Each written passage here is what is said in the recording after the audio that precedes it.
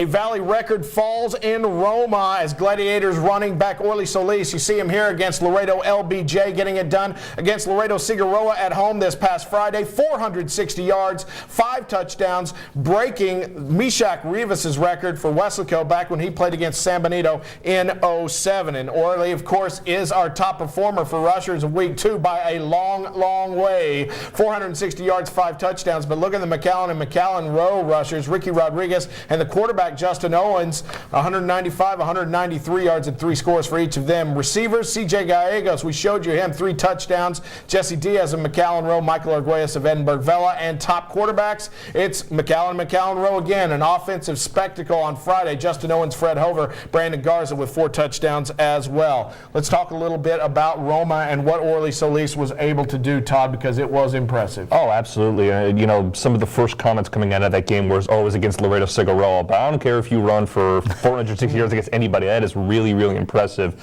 And he adjusted the way he runs the football, moving a little bit back further behind the line so he can give his lineman time to block.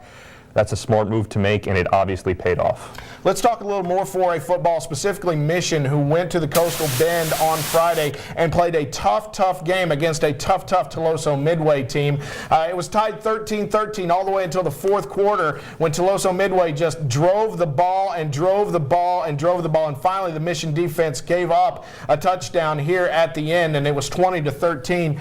Joe, Mission has looked good so far, but do they need more offense, or is it always going to go down to the wire with the Eagles? Well, they look like one of those old-fashioned heavyweight boxers. There's nothing flashy about them. They're going to sit there. They're going to keep hitting you, though. They're going to keep hitting you and hitting you. They need a little offense. They need some kind of big right hook to be able to deliver. So, yeah, they need something. Let's transfer over to 5A, and specifically 31-5A, where the only teams that had any offense over the weekend, it seemed, were McAllen and McAllen Rowe. 42-40 the final here as Mac High goes ahead in the 3rd quarter and stays ahead despite Rowe trying to come all the way back, and despite a heroic effort from Justin Owens, the quarterback who we told you about, who had almost 500 yards of offense all by himself. Todd, your thoughts on this one? It seems like these two schools know how to score, that's for sure. Oh, absolutely. This was the only game with any kind of offense last week. I mean, Rowe was a team that lost a lot of seniors from last year. You kind of figured they were going to take a step down, but behind Owens. They don't look like they've missed much of a beat, and I didn't figure they were going to be able to hang with Mackay, but they did. So a very impressive loss if you can have that from McAllen Rowe. Well, and that being said, you know, everybody said Justin Owens was ready to step in, could have stepped in if Javi Obregon hadn't been a senior and even a junior before that. Let's go ahead and make our picks because McAllen Rowe is taking on PSJA, and PSJA has been on a roll of their own, 3-0. Todd, your thoughts on this game? I got McAllen Rowe just because I don't know if the Bears can score with them. You know that the Warriors are going to be able to score. You know they can do that. And PSGA, this is kind of their first really big game. They're 3-0. It's really impressive, but I think Rowe's going to put up too many points.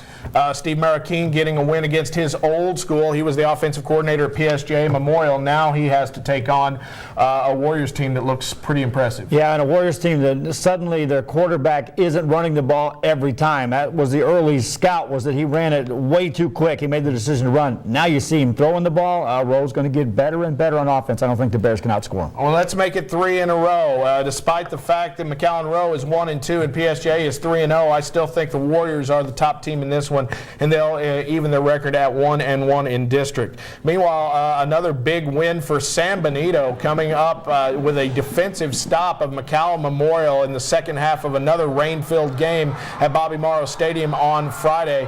Vasquez had a couple of touchdowns early on, and then that was about all she wrote. And McAllen Memorial came back. They were down 15-3. They scored 1 touchdown, but that was all they could do. Joe, were you surprised at what San Benito was able to do, bouncing back from the huge loss in the Battle of the Arroyo? Well, you know, Spencer Gant and company, they were real confident going to that Harlingen game, and they went back to the drawing board and they regrouped in a hurry. Surprise? Yes, but shocked? No, because they really believed they were going to compete with Harlingen, and so they obviously thought they can compete with McAllen Memorial. Well, now McAllen Memorial goes against a Weslaco team that is coming off of a bye. Todd, your thoughts on Weslaco at McAllen Memorial, and can the Mustangs rebound from this? Will we see their offense back at full speed, or will we see a Panthers win? You know, I thought McAllen Memorial was going to be a little bit better than they have proven so far. Maybe it's because they're young. You know, Trevor is It's just a sophomore, new line, the quarterback situation. Maybe you got to give this offense and Bill Littleton a couple more weeks to get themselves going. You figure they have the talent and they're going to be able to figure it out at some point. But Westaco looks like the better oiled machine at this point, so I'll go with the Panthers.